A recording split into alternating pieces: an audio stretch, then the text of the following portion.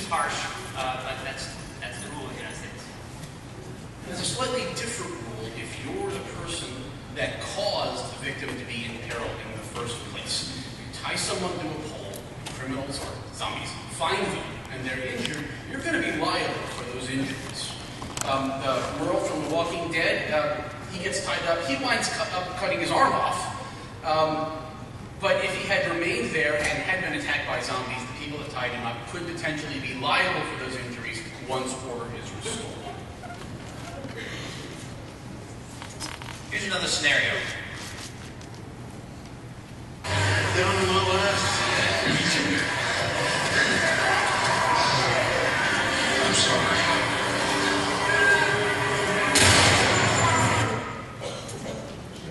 The lesson here is you don't have to be faster than the zombies, you just have to be faster than the other guy. But this is an example of intentionally causing the peril. And when you're doing something like this, you're sacrificing someone to zombies in order to escape, chaining someone on to leave to be eaten, that kind of thing. This is, if you'll pardon the pun, a no-brainer. Killing someone indirectly by taking action that will lead to them getting eaten is still murder. It's a good example of what is called depraved heart murder, an action that demonstrates a callous disregard for human life. Where you're not necessarily, it's not necessarily your conscious object that they die. Here, he doesn't really wishes that somehow the zombies did not eat him. That, they just walked around him for some reason. But he knew that he was probably going to get eaten. That he did it because he wanted to get away. He shot the person in the leg because he wanted to get away. And that shows a callous disregard for human life. He really didn't care whether or not he did it or not. He just wanted to get away. And most instincts that have degrees of murder, callous, depraved heart murder, second-degree murder, it's a very serious one. So we talked a little bit about quarantine earlier. Remember, the government has very broad powers in the area of quarantine. Do you? Probably not. Individuals are going to have much narrower abilities to impose their own quarantines, absent some kind of government action. If you simply lock someone up because you think they're infected, that's probably going to be considered false imprisonment, and that could be grounds for a lawsuit later on. Even if they're infected, if they're going completely into being a zombie, this is probably easier. You're less likely to get in trouble there, but as we'll talk about later, even if they are a zombie, assuming they're still alive, they're still going to have some rights. All right, so what about this emergency situation?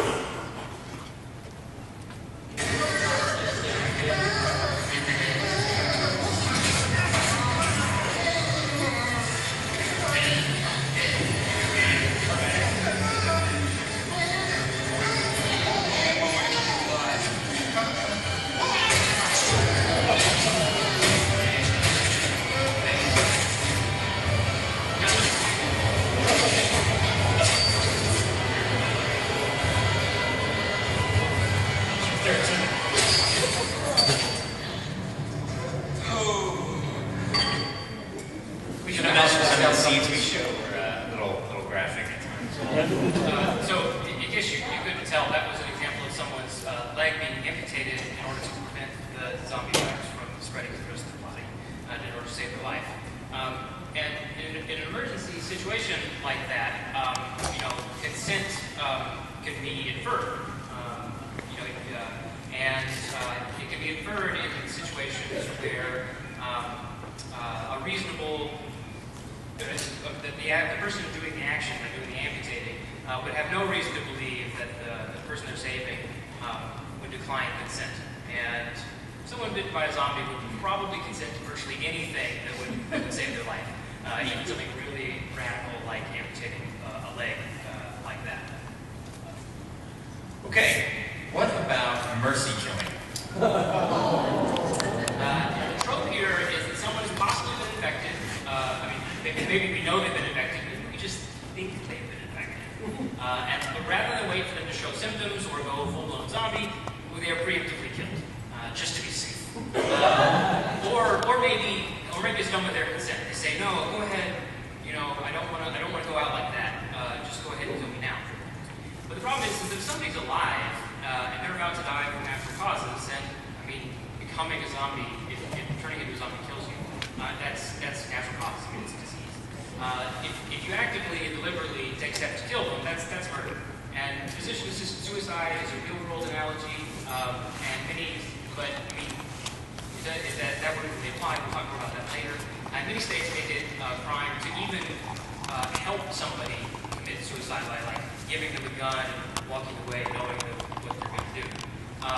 And self-defense doesn't even apply, or defense of others. You can't even say, well, I know what's going to happen. They are going to turn into a zombie and they're going to attack me. It is 100% certain. It doesn't matter because self-defense requires an imminent threat, and imminent means right there and then. And it's not enough that it's certain to occur later. If the person isn't a zombie yet, it's not imminent.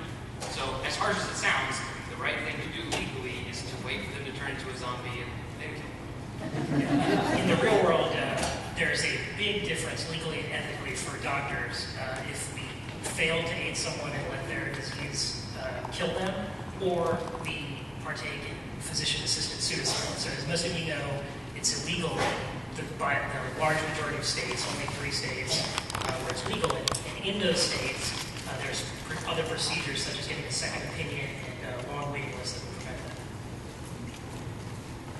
Moving on from crimes against humans, what about crimes against zombies? Well, first, do zombies even have rights?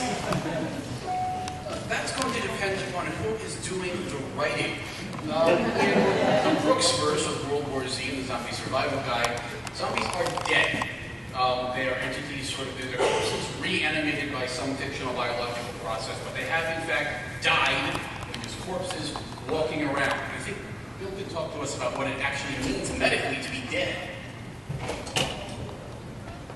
Well, fortunately, as a forensic psychiatrist, don't have to often deal with determining whether someone is dead or not. But sometimes we do, and when we do, we look toward the Uniform Determination of Death Act.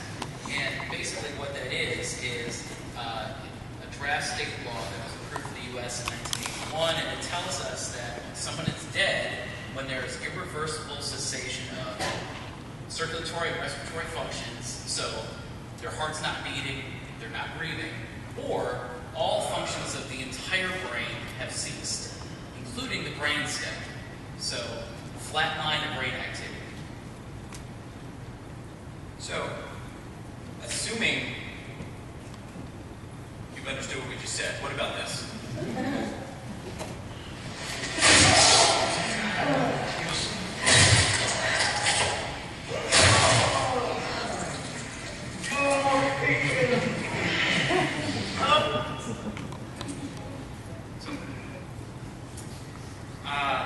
So killing, if zombies are dead, and killing them obviously can't be murder, but it still might not be, I would say killing, I mean, sort of in quotes, sort of making them not move around.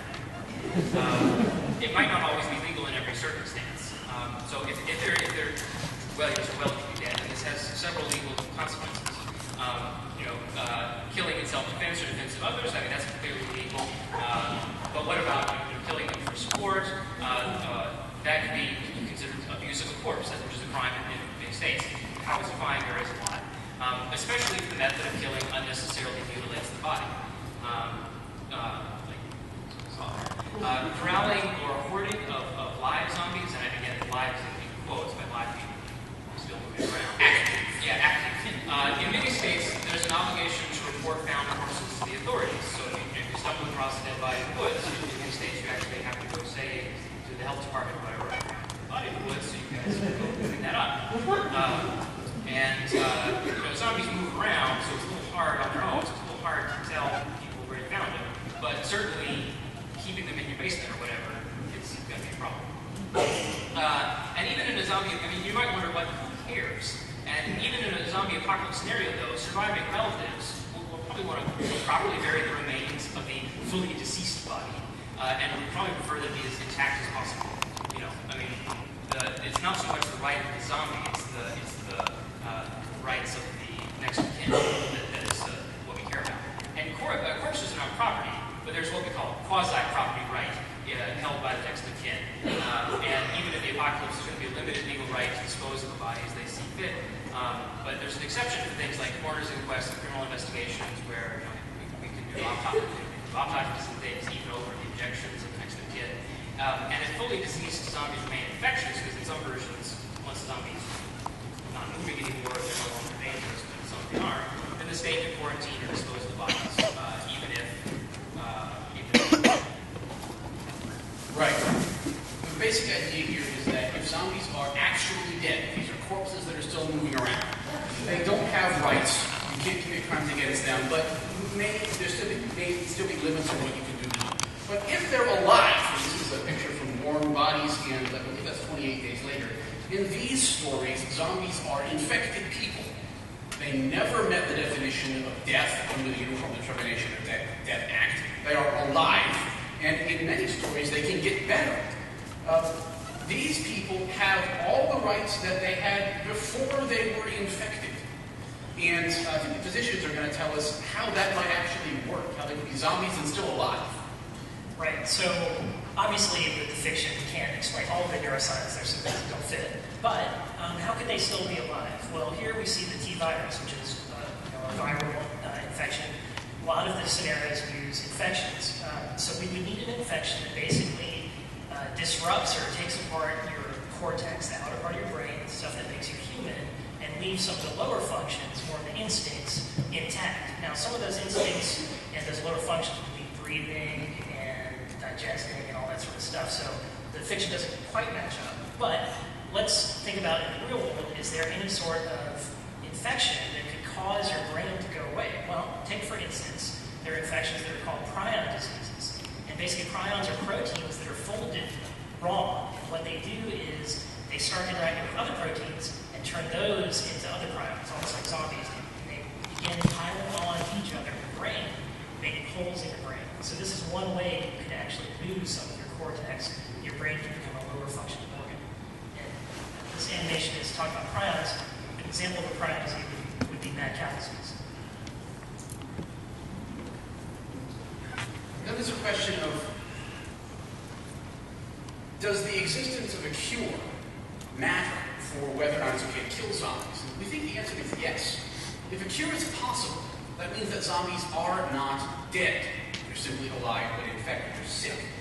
Warm Bodies is an example. This means that killing a zombie under this situation would be a homicide and murder in many circumstances, just like killing any other ill person would be. So, if zombies are really truly dead, they're just corpses moving around, they can't be killed, they can't be murdered, you can't commit crimes against them. If they're alive, lots of different things happen. First one, let's talk about enslaving zombies. So this is fairly benign, but elsewhere at the end of the movie, you see zombies sort of being conscripted to do manual labor. Now we actually talk about an amendment to the U.S. Constitution. This is the 13th Amendment. Anybody see Lincoln? It was about that. This is the only U.S. amendment to the Constitution that applies directly to people as individuals. You know, the First Amendment says, Congress shall make no law about religion. Here it says, there is not going to be slavery or involuntary servitude. No one is allowed to do it. So if zombies are alive, you can't make them do stuff for you without paying them. That will be involuntary servitude, and the government, the federal and state governments can enforce this law against you. Okay, now in this next clip, zombies are presumed to be dead. But hypothetically, if they're alive, what about this?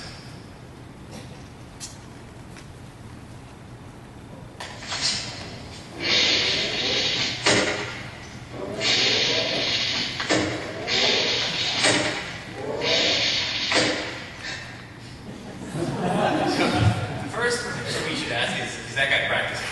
The second question we should ask is whether that subject consented to the research.